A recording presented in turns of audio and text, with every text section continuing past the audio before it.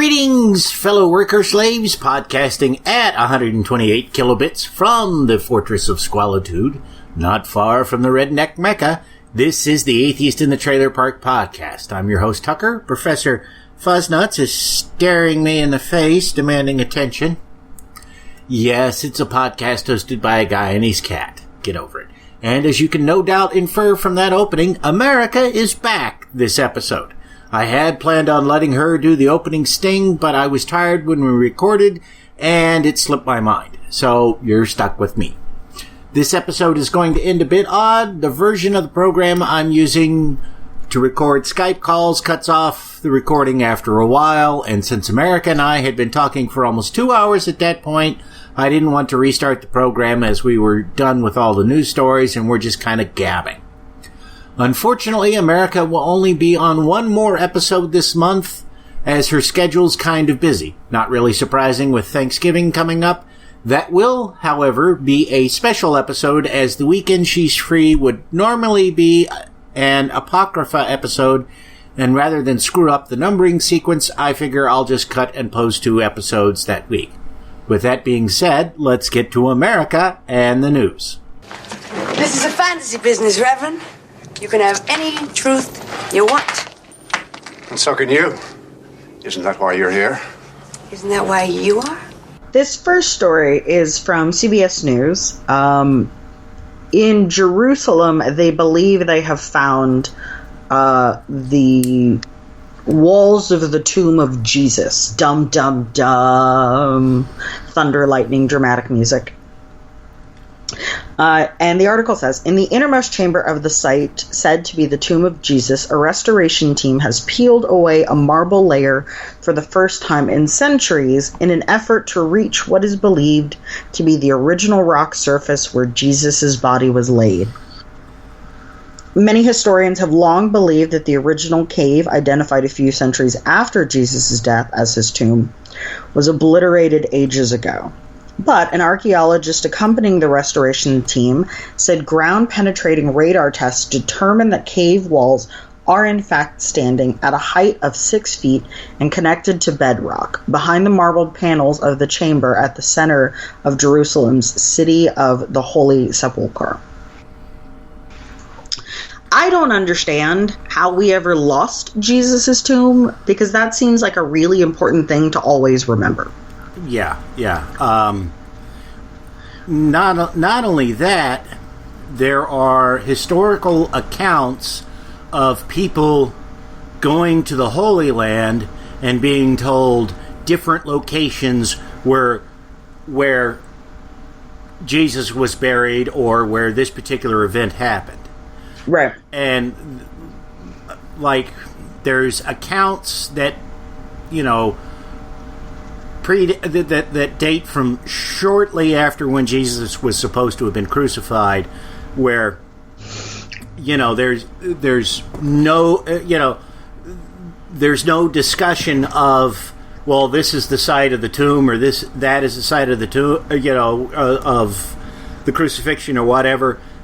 And then, when people start showing up looking for them, somebody realizes, hey, we can make a buck off of these guys, and we'll give you a tour and show you where this guy was born, and, they end up in different spots every time. Right. Jesus was my best buddy. We've known him, oh my God, my family's been his friends for forever. Let me show you where he died. Yeah, there's an old joke about somebody going to a monastery, and, one of the holy relics in the monastery is the skull of a saint or some other religious figure, right? And when they're shown the skull, they look at it and they say, but that's a child's skull. And the saint, the head of the monastery says, yes, it's his skull from when he was a young boy. Wow. Yeah. So, that's one of those moments of, like, stupidity where you can't even, there aren't words, like, your brain just stops. Yeah. It's like, how could somebody believe that? But then you see some of this crazy stuff that they do believe, and you're like, maybe that isn't a joke. Maybe that actually happened. Right, and then you have to worry about, as of course everyone says all the time, like, well, now I worry about humanity because, dear God, these people believe this nonsense. What else are they believing? Yeah. Okay. Well, that's the only...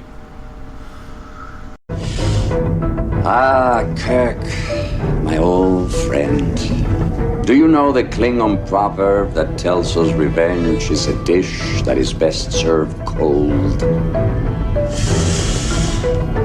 It is very cold in space. And this comes from independent.co.uk. Strange messages coming from the stars are probably from alien, scientists say. Scientists have heard hugely unusual messages from deep in space that they think are coming from aliens. A new analysis of strange modulations in a tiny set of stars appears to indicate that it could be coming from extraterrestrial intelligence that is looking to alert us to their existence. The new study reports the finding of specific modulations in just 234 out of the 2.5 million stars that have been observed during a survey of the sky. The work found that a tiny fraction of them seemed to be behaving strangely. So, regardless of whatever the reason is for this, behind these things, it's a very small number, and it's a phenomenon we don't know what could be causing it. Right. My favorite sentence from this article is, and there appears to be no obvious explanation for what is going on, leaving the scientists behind the paper to conclude that the messages are coming from aliens. And I just think of the meme of the guy of, like, Ancient Aliens, where it's just him with the crazy hair, and he just says, aliens. Yeah.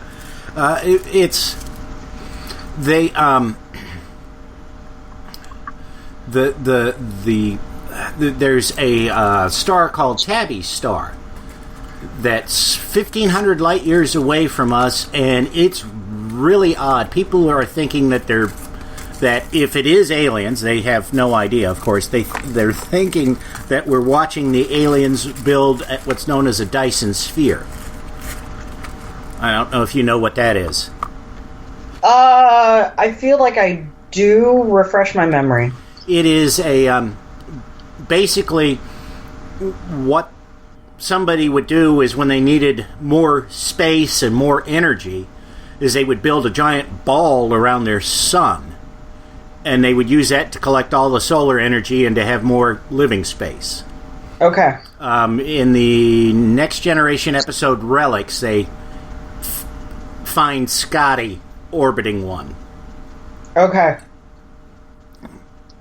But this none of this is anything remotely conclusive, but actually it's probably how, if we were going to find aliens, it's probably how we would find them is, not necessarily something they're deliberately doing, but something accidental. Just because, they're not necessarily going to be thinking of sending us a message in a manner that we can receive it. Right. Because, frequency is a construct that we've created for light waves. If a wave is 60 hertz, that means, it has a peak every 60 times a second or 60 times a minute, I forget which. But a minute or a second is a human-defined length of time. Right. Aliens wouldn't necessarily define time at the same length we do, so their concept of frequencies wouldn't be the same as ours. Their music must be really fucking weird. If they even have music. Ooh, good point. I would assume they would have... You're right. I just assume, music is this universal thing across I assume everything sings or somehow like makes some music and does a thing. It would be amazing to meet a culture that doesn't have music. Yeah. It's our brains are really hardwired for music and sound. The last sense to go when you're dying, from what I understand, is hearing. And they've done like brain scans of people listening to music and watched how their brains light up, and they light up in a particularly unique way. And they have larger areas of activities when they're listening to music than they do just about any other activity. Ooh. And what the various traditional drumming that a lot of societies have can put you into a kind of a hypnotic trance if it's done right.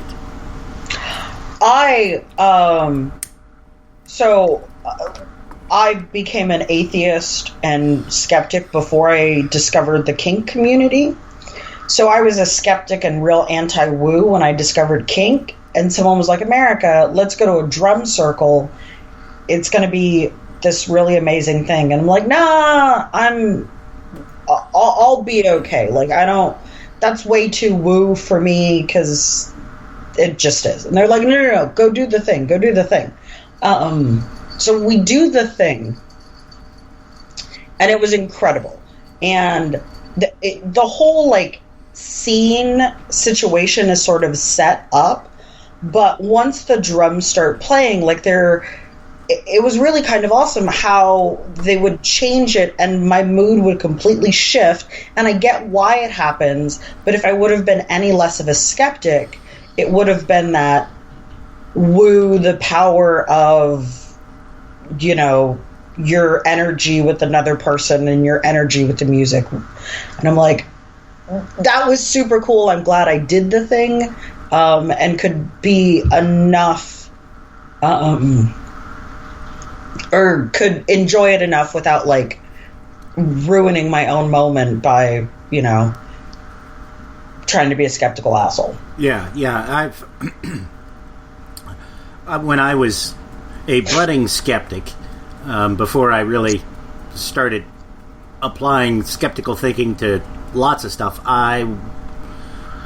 it was involved in a shamanistic drum ceremony. Mm-hmm. And that was, you know, we had sort of the same thing where, you know, somebody was playing the drum and it was like, whoa, this is kind of weird. And the weird thing was my roommate who was there with me was a musician, and he played keyboards. And then after we did the ceremony, we went back home and he started playing around on his keyboard to see if he could duplicate the drum sound. And he got it exactly right and started hitting it. And we both just looked at each other and like, we're not going to play with this. Because we don't want to end up vegetables on the floor with no way to shut this thing off. So, but now the Tabby star, they're about to point the best radio telescope we have at that star to try and figure out what the hell's going on. I mean, even if it's a natural phenomena that we've never seen before, it will teach us something about the universe. I'm very excited. So am I. I mean, this is one of those things. It's like I never figured we'd actually even have a hint like this. That there could be aliens there. I figured we'd find like bacteria on Mars or fish swimming around under the ice on Europa in my lifetime. But I never thought we'd actually might detect something that indicates, hey, there is definitely life out there somewhere else, and it is intelligent. I don't know how I feel about possible aliens. I don't know. Not the movie, but the book, and apparently the only good translation is the audiobook that Audible has of Solaris. Okay. The movie's got George Clooney in it, and it's okay. But the idea of Solaris, of the book that was written, and apparently when all the other translations botched it, is the guy wrote the book trying to describe human contact with an intelligence that is utterly alien to anything that we know. And I mean, he's not, because like the Klingons are basically, they were a stand-in for the Russians, and the Romulans were a stand-in for like the Chinese, or somebody like that. But this guy is, in the book, he's trying to say, what if we encountered somebody who doesn't think anything at all like us? What would it be like? And it's really interesting. I can't give a good short summation of it, but it's one of those things where you read it and he doesn't fully succeed, but you can see where he was trying to go, and right. It's kind of mind blowing. The George Clooney movie is it's entertaining, and it has elements of it, but they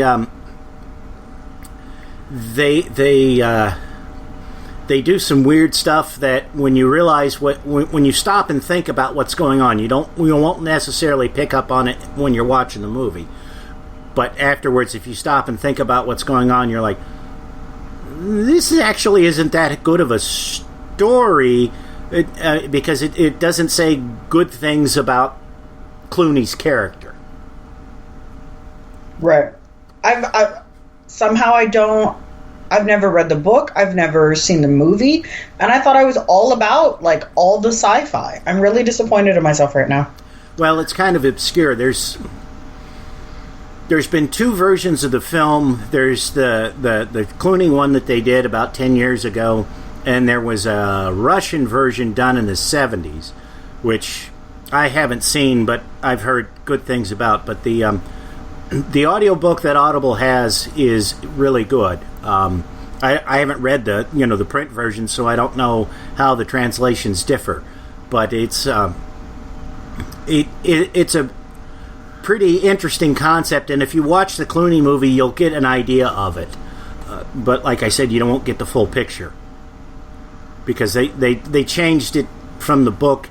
They changed the ending of the movie from the book, so the book sort of ends ambiguously, with people understanding what's going on but still trying to figure it out, whereas in the movie they give you an ending sort of like in Titanic. Oh. In other words, where you spend the rest of your life wondering why she didn't scoot the hell over. Well, it's a syrupy romantic ending. I'll say that for it. And but I can't say any more without spoiling it. So. Okay, I'm going to look that up.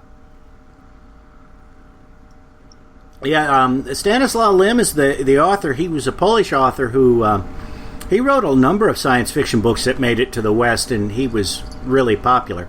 I've read some of his other stuff, but I can't remember what it is. But he's one of those people who managed to somehow skirt the censors. So there's definite anti-communist stuff in his writings, but it's not so obvious that people. That the censors would have blocked it. We got to read The Master and Margarita for school, and that was the first time I ever heard that, there were governments that blocked writing. We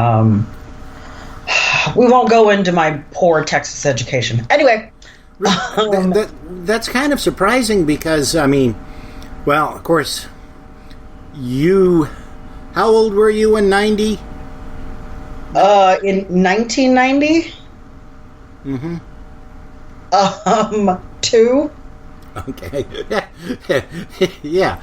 All right. So you went to school after the Berlin Wall came down.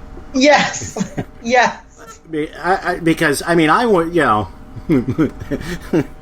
I was in my 20s in 1990. And I bought the only brand new car I owned that year as well. But, no, when I was in sixth grade, I had my sixth grade teacher was really anti-communist. And so we got all this stuff about, how awful the Soviet Union was. And later on, I found out that a lot of it wasn't true. So, and that's in Ohio. I figured Texas would be a lot worse, but then considering you were significantly younger than me, then that's probably the difference.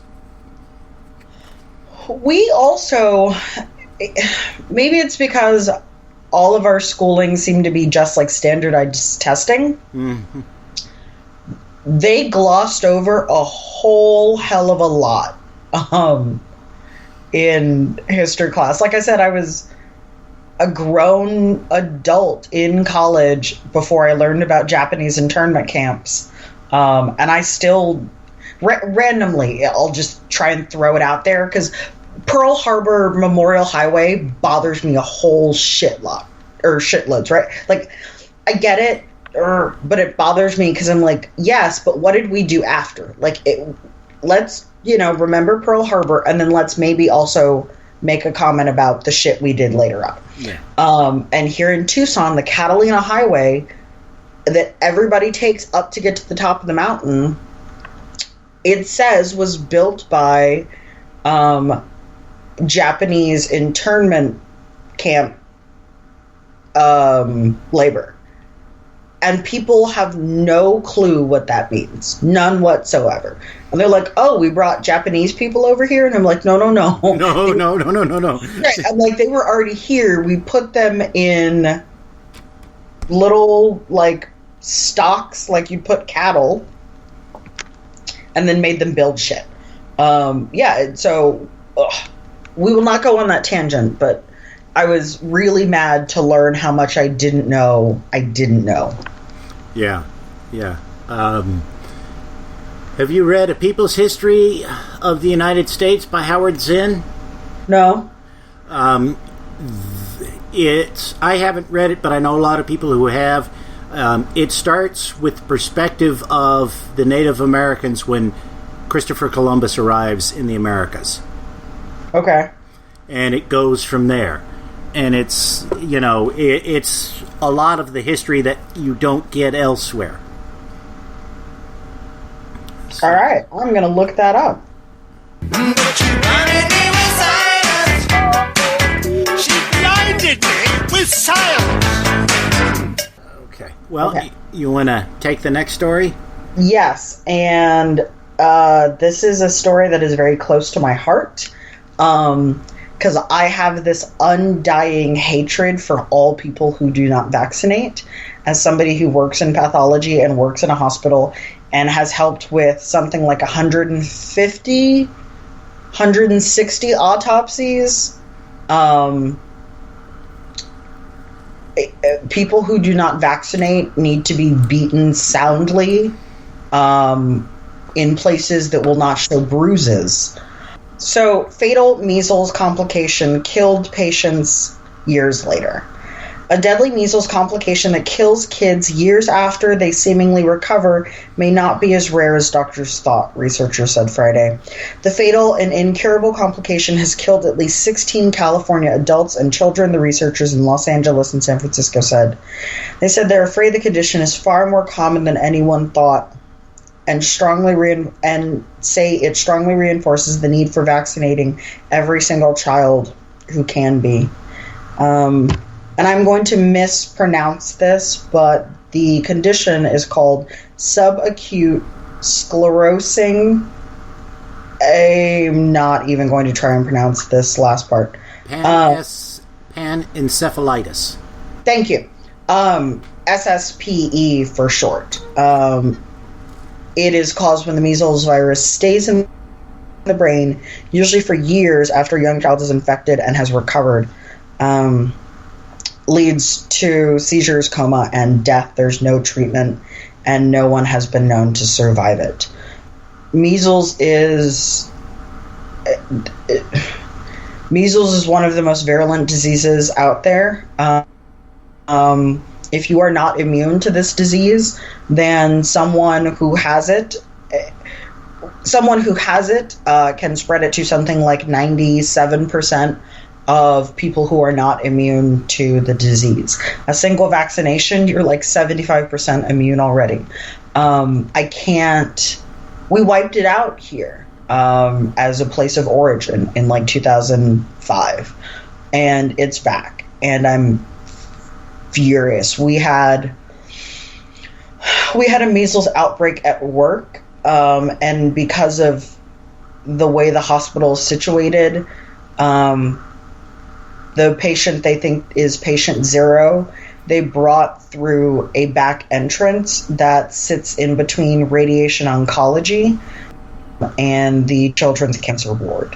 And so suddenly I come back to work after a vacation, and there are signs everywhere, and everyone is freaking out and in mass, and it stays in the air for up to 2 hours, I believe, after the patient has been there. So if you coughed, that lingers in the air for 2 hours, and you can spread it for 3 days prior to and 3 days after the rash that shows up. And you're just this walking public health hazard. And our hospital, they did everything they could, but I was furious to know that this person, and they may not have been anti-vax, they just may have been someone who did not come from a culture of vaccination. We believe it came from the detention centers. So Arizona has lots of detention centers because my hospital is like the only level 1 trauma in southern Arizona. So we believe that's where it came from, and it was just sort of like this horrible ripple effect, and lots of people were very scared because the best place, for them to, or the worst place for this exposure to happen is in a place where almost all of the patients that walk through this same doorway, walk through this same hallway, are severely immunocompromised. And I was just horrified that somebody could have given another patient measles. Yeah. Well, sorry, that was a... No. That's one of the reasons why I put it in here. And if you saw the Atheist Skeptic Podcasters Forum post that I made with this article, because, this is the kind of shit that needs to get out there and needs to be better known. Right. Because people think, well, measles isn't that bad, you can survive it. Maybe, maybe not. I remember watching House, and they had an episode where there was this kid who was really sick, and they couldn't figure out what was wrong with him, and it turned out that he was adopted, and his adopted mother hadn't had her measles shot and had been exposed to it, and somehow that had gotten passed on to him, and that was causing his problems. And I thought that was kind of far-fetched, but now after reading this article, I'm like, maybe they did know what the hell they were talking about.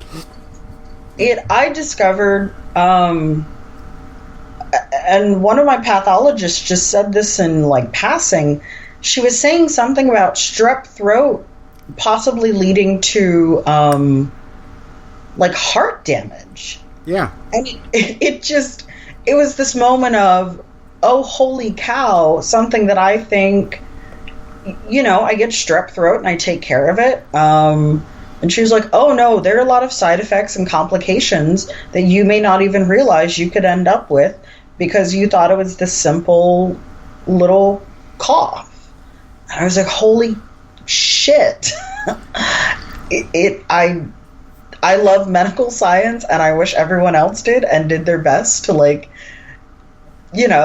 get vaccinated when you can and wash your fucking hands and go to the goddamn doctor. And for some reason, like, people are anti-science, and then we don't want to give everyone health care. Yeah. Well, it's one of the things they found is that if you have tooth decay, that can cause heart problems. I didn't know that. Yeah.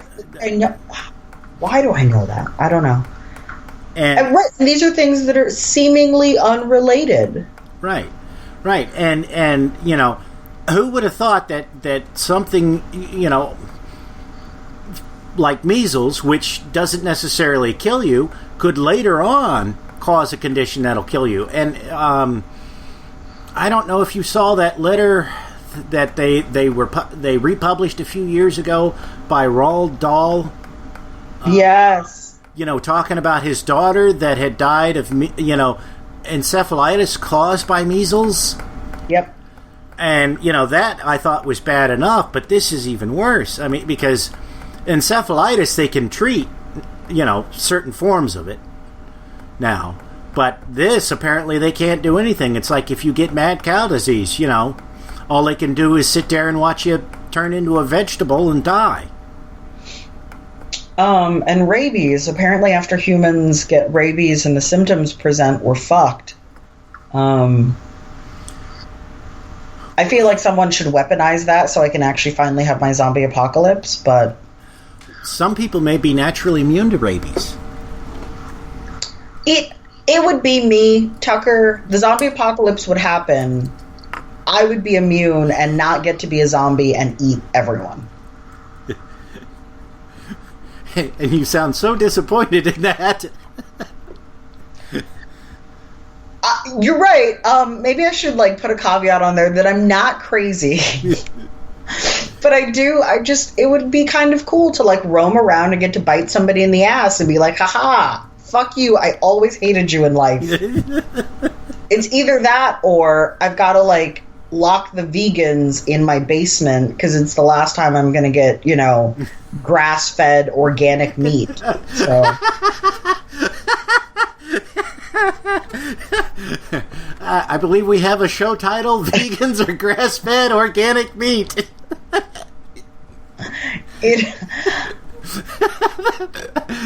I'm going to do that. That's going to get so many downloads.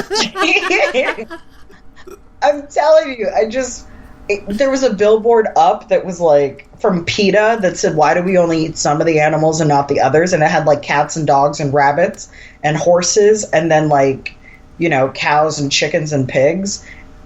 And I don't understand why people don't eat all of those things. I was vegan for a week, solidly for a week.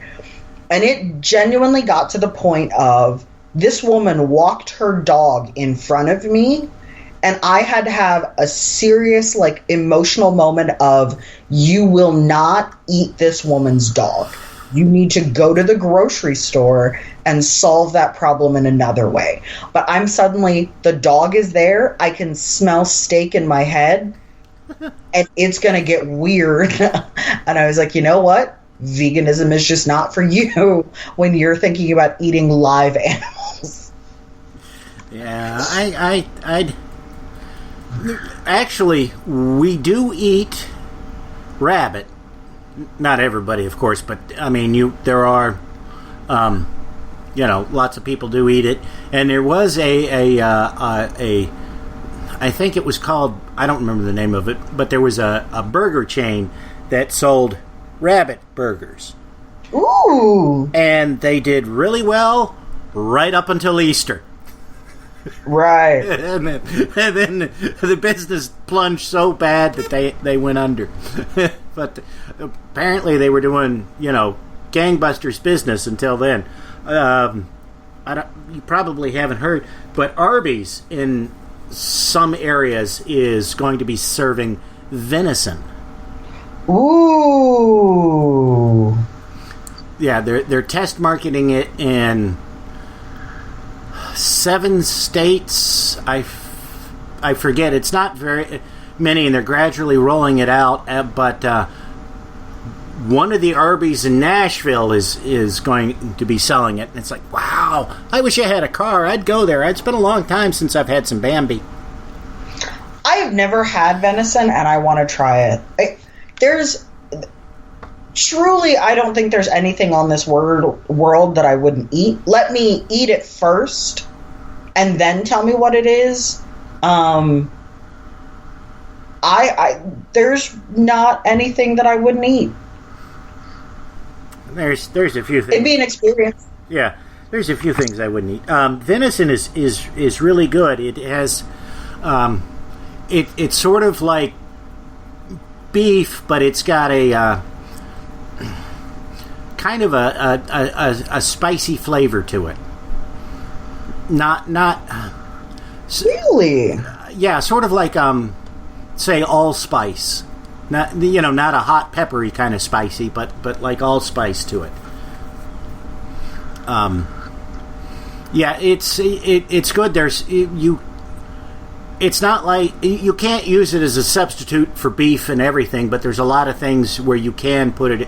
You can use it in place of beef, but some things the combinations just aren't right.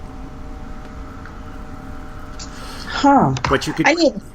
There's got to be somewhere. I mean, this is Arizona. Somebody is hunting and getting venison. I just need to go out and find that person. Yeah. There are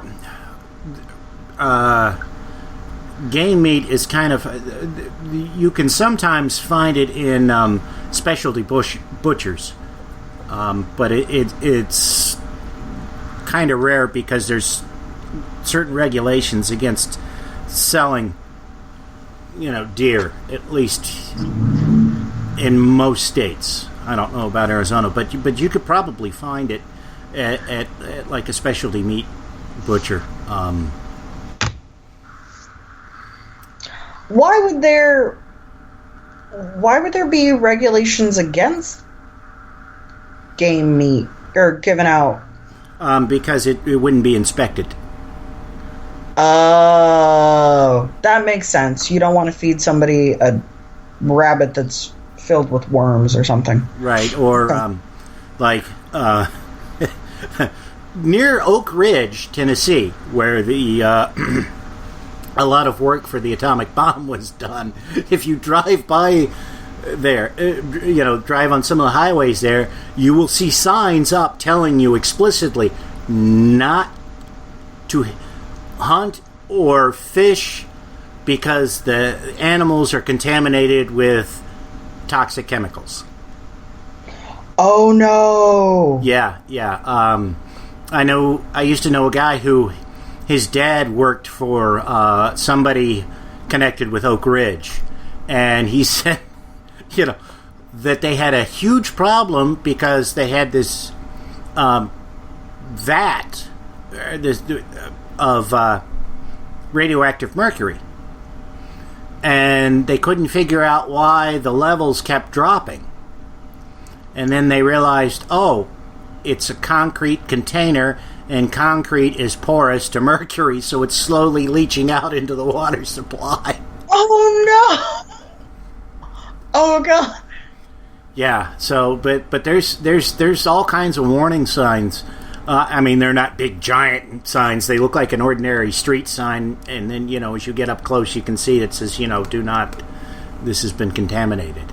And that's just what they're telling us. No, no idea how bad it actually is. I know that at Hanford in Washington, where we also did research for the atomic bomb, they've had people who were doing the cleanup effort get sick because they were exposed to stuff that they didn't know was there or was as bad as it actually turned out to be. So, yeah. I wonder what the rabbits from Chernobyl taste like. I don't know, but wildlife around Chernobyl is apparently thriving. Yeah. And there was some toxic spill or something, and reindeer glowing in the dark or something.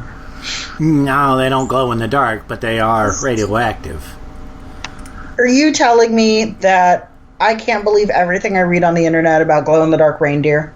Yeah, I'm afraid so. Damn it, Tucker. I was really excited to believe in glow-in-the-dark reindeer. Like, it made my whole life. You've popped the bubble. Thanks, Tucker. Well, with genetic engineering, you could have that. You're right, I could. I mean, they have glow-in-the-dark rabbits. They have glow-in-the-dark cats. Oh, that would be awesome. All right, we have to get back to the news stories, or I'm going to go on a tangent about how I want a glow-in-the-dark cat. Okay, but I do have one other. I have one thing that's related that I gotta say, because it's probably the best TV series ever, and almost nobody's heard of it. It was on Netflix. I don't know if it still is or not. It's called Better Off Ted, and it's sort of a cross between Office Space and Mad Men. Okay. You know, because you have the lead actor in it sort of looks like John Hamm, and he's the the really handsome, hugely successful guy who's the star of the company, and the company is this vaguely defined, really obnoxious, evil corporation that pretends to be good. So, anyways, they have this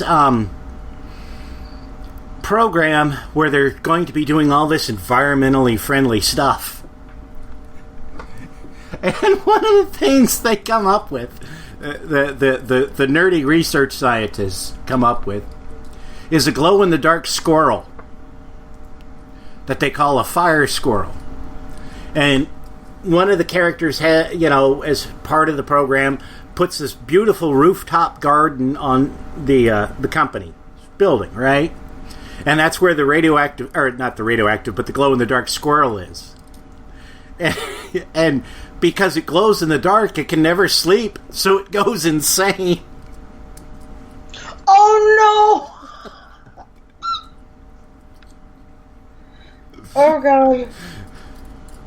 Okay. Poor kitty. Poor squirrel. But it's a hysterical show. It lasted for 2 seasons, and they killed it because it was just too true to life, I think. But it's one of my favorite shows. I rewatch that often, especially when I'm in a bad mood. Nice. Okay, we'll get to the next story. This comes from the WashingtonPost.com. This plant grows shimmering blue leaves to help it survive in the dark. Imagine a place where the oceans were full of purple algae and plants on the forest floor glowed a gorgeous iridescent blue. This is not the setting of a Dr. Seuss story or a science fiction novel. This place is Earth. It may be an article of faith that plant life on our planet must be verdant. Plants make energy with chloroplasts. Chloroplasts are full of chlorophyll, and chlorophyll is green. But that hasn't always been the case. Studies have suggested that the earliest photosynthetic organisms were plum-colored because they relied on photosynthetic chemicals that absorbed different wavelengths of light. And a new paper in the journal Nature Plants describes how a shimmering blue plant can still exist. Begonia pavonia, or the peacock begonia, dwells in the dim forests of Southeast Asia and has adapted to the low levels of sunlight there by developing leaves that are an iridescent azure. And how it works is the structures that are iridescent are called iridoplasts, and they basically trap and bend the light so it shapes it into a color that the plant can readily use. And similar, I know that they've started using similar technology to improve the efficiency of solar cells. And perhaps if we'd have known about this sooner, we could have done more research on adapting it for solar cells so that we would have more efficient solar cells now than what we do. But the other thing is that probably if you have a star that's a different color than our sun, plants on that planet, on a planet around that star, would have a similar feature in order to be able to use sunlight. assuming they have plants and assuming that those plants have something like chlorophyll in them. Right. But I would imagine that they probably do, because I have a feeling that, since the laws of chemistry are the same everywhere in the universe, you're probably going to find things that are, they may look different, but we'll be able to figure, they'll have a comparable analog on Earth. So it won't look like an Earth plant, but it'll perform the same functions as an Earth plant. That actually makes me more excited about alien life. Well, yeah. I mean, just think of all the weird substances they might have in them. There might be medical compounds that we've never even thought of in those plants. We could lick a plant and cure cancer, or have some really good hallucinations. We could do that too. Speaking of plants and hallucinations, Arizona is voting to legalize and tax marijuana, and that is all anyone wants to talk about right now. So it'll be interesting. I think the presidential part will be interesting in our state, but the day after, depending on what happens with the marijuana, either the state will be on fire or not. We'll see what happens. Yeah, I think 14 states have measures on the ballot to legalize marijuana in some form or another. I hope somehow the last thing Obama does is everybody gets a pit bull and marijuana's legal. I want a pit bull puppy. Really? And a glow-in-the-dark cat. Okay, on to dinosaurs. Yes. The world's first fossilized dinosaur brain may have been found. And no, Donald Trump did not get a brain scan. He. A bit of lumpy brown rock, no bigger than an orange, could be the world's first fossilized dinosaur brain. The 133 million year old specimen. That is just a mind-blowing number of years. I cannot believe there are people that think the Earth is only 6,000 years old. Yeah. But 133 million year old specimen came from the skull of an iguanodon, a genus of large, iconic herbivores that lived during the Jurassic and Cretaceous periods. Scientists say the innocuous rock contains wrinkles, tubes, and folds that are actually fossilized forms of the meninges, the tough cushioning tissue that surrounds the brain, blood vessels, and gray matter. That is really exciting, and I'm kind of amazed because soft tissue tends to liquefy rather quickly. Yeah, well, the weird thing is that there's been a number of fossilized bones that are broken open and they've found DNA and soft tissue still preserved inside of them. And wow. They think they speculate that there's probably more, but fossils are so rare and so valuable, nobody wants to break one open to find out. And right. They're also kind of afraid to put them in CAT scans, because in some cases we don't have one big enough to actually examine the inside to see if they can find it. But there've been a number of discoveries like that, and in fact they were able to do DNA analysis on T-Rex tissue that they found, and it turns out that yes, they are closely related to chickens. I love that. Chickens. There's a video, I guess, of a study where somebody put a plunger on a chicken's butt to get a more, accurate view of how a dinosaur would have walked, because you need it to have the tail. And I just love that, chickens, these furry or feathered, fluffy, adorable little things that we eat, are ancestors to these big, giant, scary things. Yeah, and I found the video. I'll have that in the show notes because just the still of it is pretty weird. Yes. I love it so much. Although you can tell, like, literal dinosaurs when you see there's a crane in, like, Florida that looks like a Legend of Zelda character. It's this, like, 5-foot tall crane that scares me. I'll have to find that and we'll put it in the show notes too. I love it. Yeah, but the title of the video is Chicken Wear Plunger Butts for Science. Oh. But yeah, the thing that I'm hoping is that somebody will crack open enough dinosaur bones that we can actually figure out the whole genetic makeup of dinosaurs, and then I want them cloned. Tucker, babe, there are literally 3 movies on why this is a bad idea. 4. Well, you're right. 4 movies on why this is a horrible, horrible idea. But I like it. I'm going to go live on a little island somewhere, and you guys can have dinosaurs. Maybe if they were tiny dinosaurs the size of, like kittens. Yeah, well, they'll all start out small. Well, that's the thing is there was some species of dinosaur, and they were re-examining the fossils, and they're like, oh, this isn't a different species at all. This is the baby of a species we already know about. And, I mean, like, both species have been known about for like 100 years or so. But the one was actually, it was still a big animal. It was like, like horse-sized. And they're like, no, this is the juvenile of this other one that was bigger than an elephant. It's like, wow. Wow.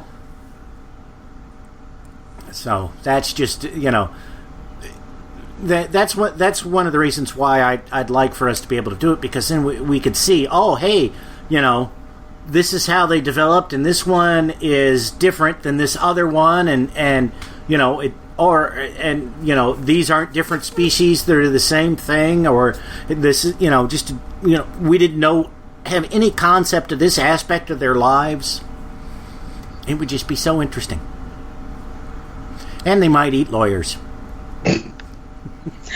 I'll have to send this video to you and we can put it in the show notes. There's a video of what happens if we could have pet velociraptors, and they're basically just big asshole cats. So maybe cats are also related to dinosaurs. Could be. Just big assholes with a... Oh, it was great. I'll have to send it to you. I laughed for forever. I look forward to it. I've said it before, and I'll say it again. Democracy simply doesn't work. This comes from SeattleTimes.com. Jury acquits leaders of Malheur Wildlife Refuge standoff.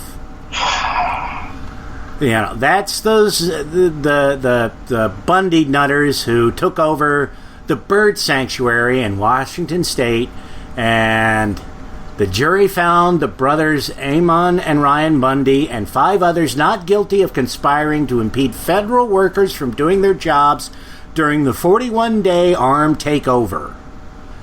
And it just kills me, because there's clear violations of the law here, and these guys got away scot-free. And I don't think I have to tell you or anybody else intelligent that if they were brown, they'd be down. It wouldn't have been 41 days. It would have been 41 minutes that they were holed up in that place. Right. And then, so you read this story. So he's acquitted of these charges. They're all, innocent. And then it says, after the verdicts were read, Eamon Bundy's attorney, Marcus Mumford, argued his client should be set free, while U.S. District Court Judge Anna Brown said he must be returned to custody of federal marshals since he and his brother still face charges in Nevada stemming from a 2014 standoff near his father's ranch. So this is, in case anybody doesn't know, the second time these assholes have been in trouble. Mr. Mumford, you really need to not yell at me now or ever again, Judge Brown admonished. So he yelled at the judge about something. Mumford's protest grew louder until he was finally tackled and hit with a stun gun by U.S. Marshals, said defendant Shauna Cox and another member of the fence's legal team. So he's innocent, has to go back to jail for something else, and then yells at the judge and causes such a scene, he has to be tackled and stun gunned. Yeah. That is, when this happened, I wasn't even fazed. It didn't, I would have been more shocked if they would have said guilty. But somehow him being not guilty was just, it's what I thought was going to happen. And I hate that, and I want to be upset, but I'm like, they let them stay for 41 days. Didn't smoke them out, didn't do anything, just let them stay for 41 days. And now this has set a precedent, and everybody and their mama that doesn't like something is going to go take over a federal building. Yeah. I'm furious. Now I'm angry. Yeah, it's just, it's bullshit, and I understand why it happened because, the jury were probably all Trump supporters. But it just shows how fucked up things are in our society. I mean, they get,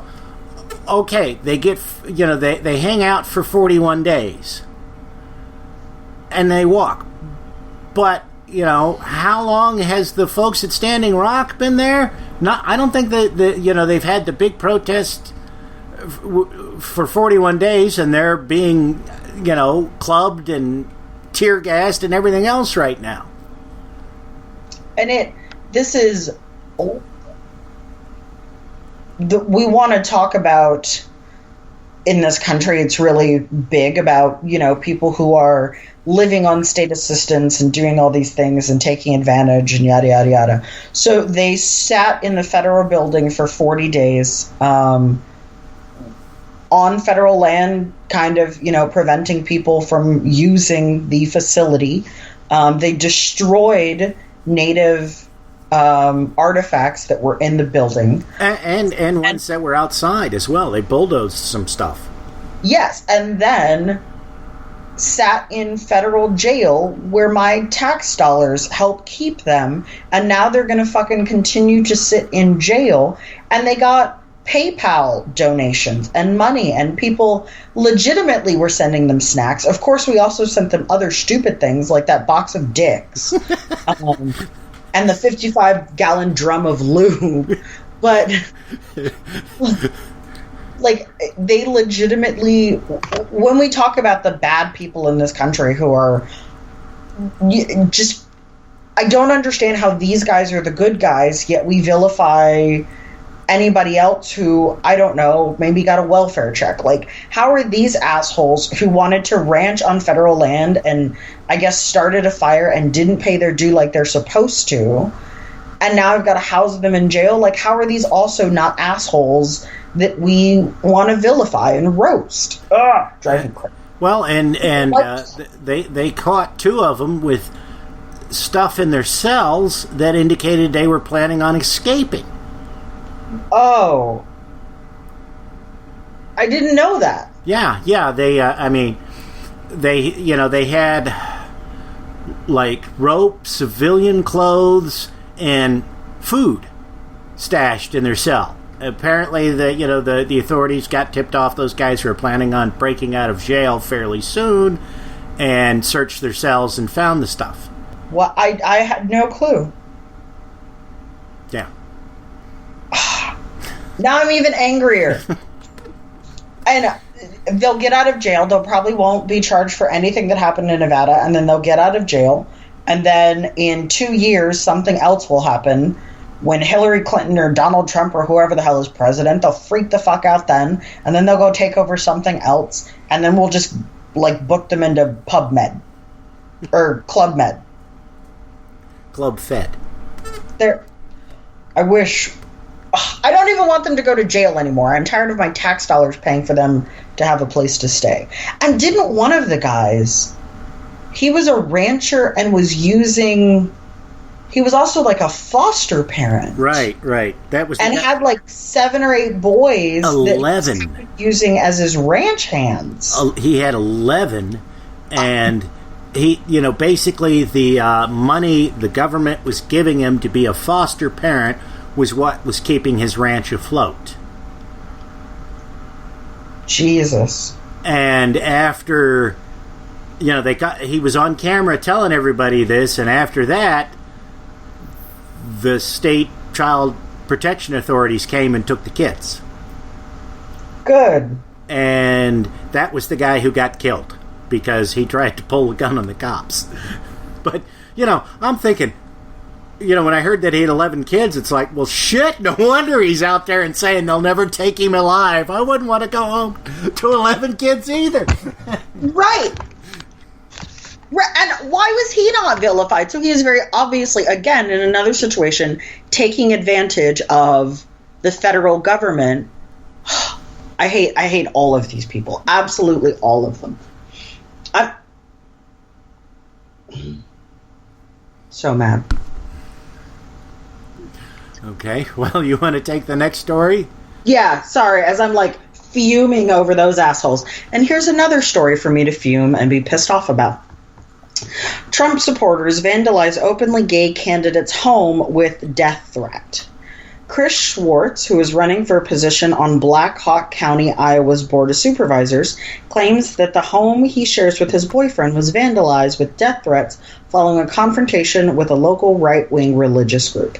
On Wednesday night, Schwartz found his home covered in graffiti. The word, I hate to say it, it's the F word that I'm not going to say, written in black spray paint. A yard sign endorsing Hillary Clinton's presidential campaign was also targeted, painted over to read Trump instead. In addition, the vandals scrawled Lev 2013, which of course is the Bible quote about a man should not lay with a man as he lays with a woman, or he should be put to death, from Leviticus. According to Schwartz, the incident amounts to a hate crime. I'm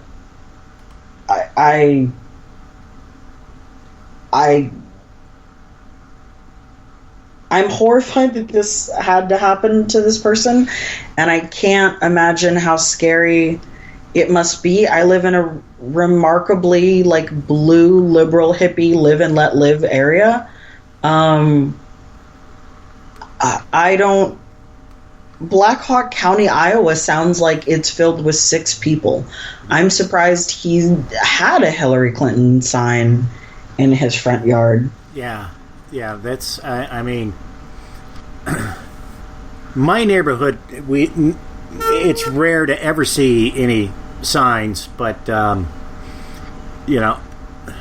have, not in my neighborhood, but in the town, I have seen some Trump signs. I haven't seen any Hillary signs that I can think of, which is not really surprising since, we're as blood red a state as it gets.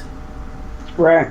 But, I mean, I'd be afraid to put a Hillary sign in my yard just because somebody would probably trash the place. Right. So, and it's like you. I'm shocked that anybody in Iowa, which is like second to Idaho in terms of white supremacist population, would be a there'd be enough Hillary supporters there that this guy would have a chance at winning. But what I love, though, is the group that, he's blaming for this. They issued a statement where they said Christians do not go around quoting Leviticus. Right. He's apparently missed the last 6,000 years of Christian history.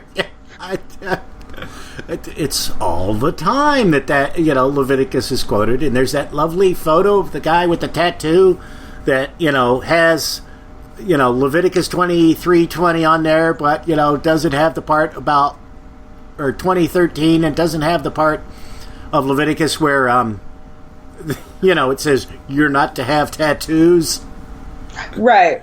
And so these people are angry at him because apparently Mr. Schwartz organized the area's first Pride Parade. And so they're blaming him for the spreading of debauchery within the community. And they were calling on local Christians to put a stop to his campaign. The organization is called the Cedar Valley Patriots for Christ. I don't understand what patriotism has to do with Jesus, but that's fine. And here's the thing that gets me. Although the Patriots have stated that it will pay for the damage to Schwartz's home, the group denies responsibility. In fact, the organization has claimed it's a hoax. So you're going to pay for the damage. Why? To be a good person, but say that you didn't do it? I call bullshit. Yeah, that's one of those sayings. It's like, come on, you guys know you did it, and you figured you'd shut him up, and you didn't. So now you're trying to make yourselves look good. Right, and the Patriots claim on Facebook, I hate saying the Patriots, words are not actions. Stating a belief that does not encourage violence is not hate speech. It is. Okay. Right, but apparently they didn't read Leviticus 20:13 because it says that these people should be put to death. Well, and they wouldn't agree, but I certainly would agree with saying, with using a racial slur against somebody would be considered hate speech and would certainly be inciting violence. Yes. And this is the second attack because somebody left coolant, and I don't know what that is. I assume it's something to do with my car. Antifreeze. But one of his one of the dogs ate it and died. Yeah, it's antifreeze. That's it's not a pleasant way to go either. Kidney failure. Oh, and although luckily it does say the incident is being investigated by local authorities as a hate crime. Good. That makes me happy. Yeah. Okay. Let's go. Is this the last? Yeah, it's the last story. This is from Fox17.com, which is the local Fox affiliate. Vanderbilt professor says Trump campaign opened the doors for white nationalist messages. Thank you, Captain Obvious. A Vanderbilt University professor says the Donald Trump campaign has, quote, given the white nationalist movement a long-awaited opportunity to spread its message to a national audience, unquote. Postdoctoral fellow and anthropology lecturer Sophie Bjork James tracks white nationalist internet groups and says that there has been a large spike in white supremacist activity on the internet. Bjork James believes the spike coincides with Trump's statements on banning Muslims and limiting immigration, but it is not limited to those two groups of people. She says Jewish journalists have also been targeted by white supremacist organizations that are, quote, ratcheting up anti-Semitic language, unquote. And Trump himself said something about that's vaguely anti-Semitic, but I don't remember what it was off the top of my head. But he said the Jewish media or something like that. Which I don't remember that, and now I need to find out all the times that he's probably been horribly anti-Semitic. Yeah, he's Probably. he's not been overtly about it too often, but he's said a few things that are anti-Semitic. Let's see here. Here's one.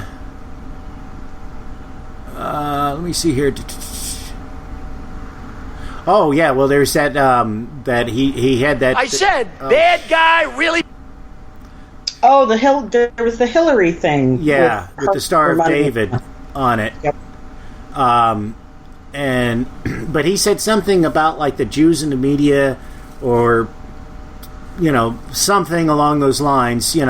Which is Zionist. The people who are believe in the protocols of Zion say that the Jews control the media, Right. and that everything's the Jewish agenda, which the thing I find ironic is I used to know this guy who was he was Jewish, and he was rabidly pro-Israel. No matter what Israel did, they were in the right.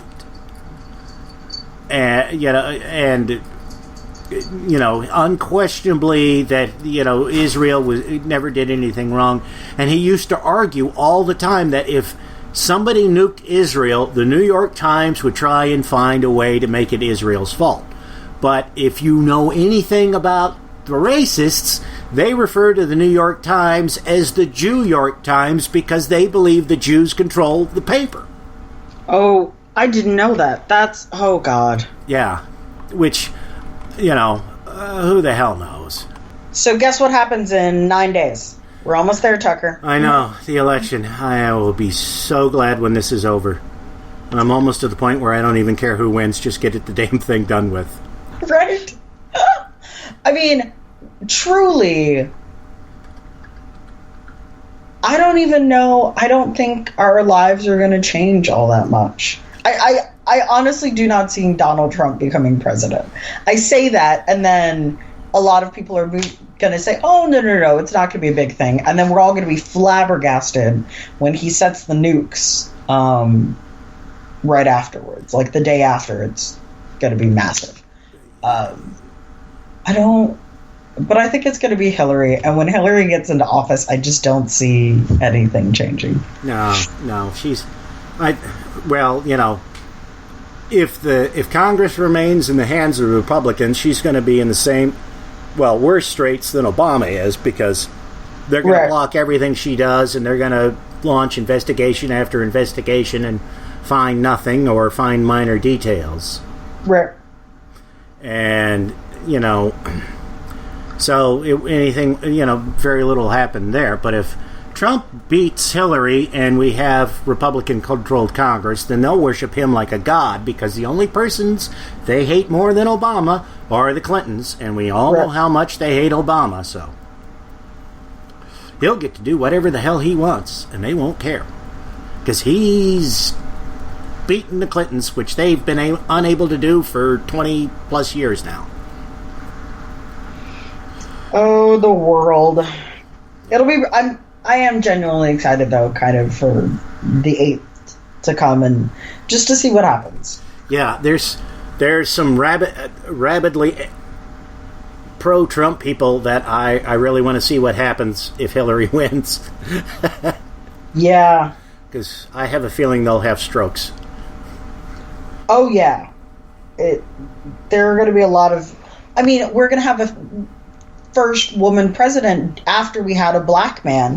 And as Wayne LaPierre of the NRA said, we've had 8 years of a...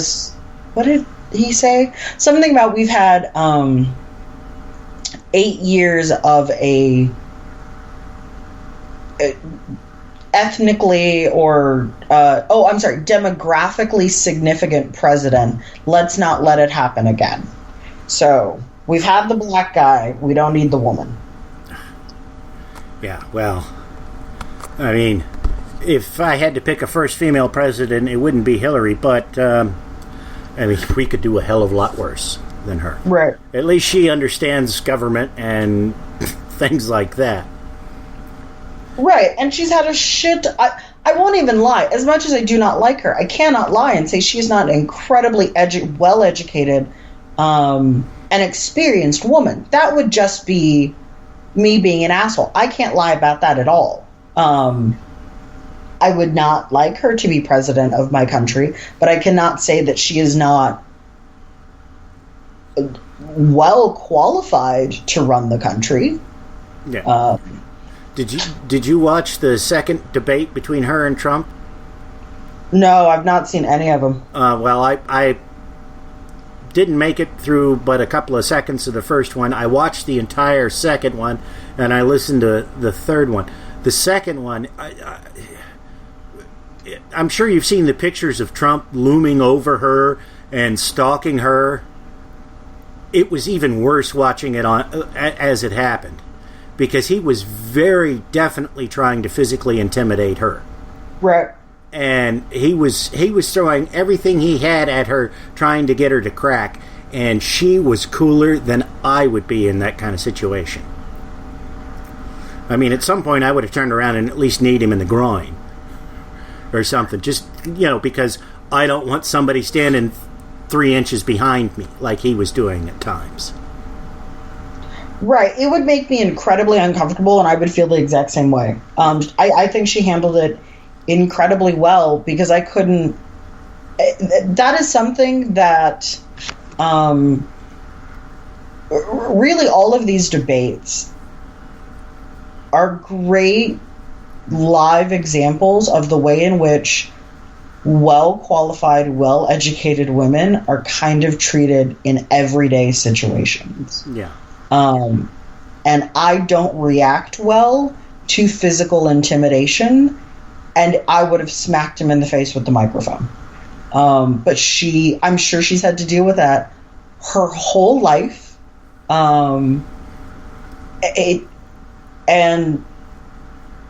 She just handled it really well. So, creepy McGee there. That Cheeto Hitler could... I know we in this country like to tell people that anybody could be president of the United States, but I fucking feel like we've taken that a little too literal. Like, if fucking Snooki is in the next presidential race, I quit. I'm out. I'm done. I can't do this anymore. I feel like there needs to be a minimum of knowledge or education. You've got to go through like a psych eval. Like, I want good people running my fucking country. Yeah. I know. It's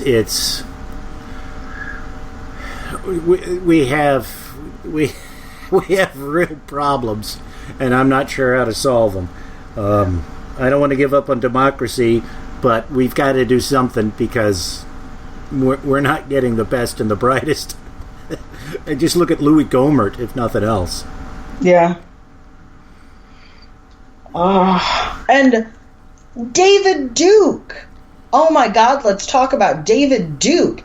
That asshole got enough votes to be on the debate for senator or something. Yeah. Well, and so they're going to have the debate at a historically black college. Yeah. Well, he's a former state senator from Louisiana. So he's held public office before, and he ran for president in the late 80s, early 90s, which was appalling then. And he didn't get much. Well, he got some attention, but he's gotten more this time around. And he's another dirtbag that there's a long story about. Like, he created this. He saw there was some sports company that their slogan was "No Fear."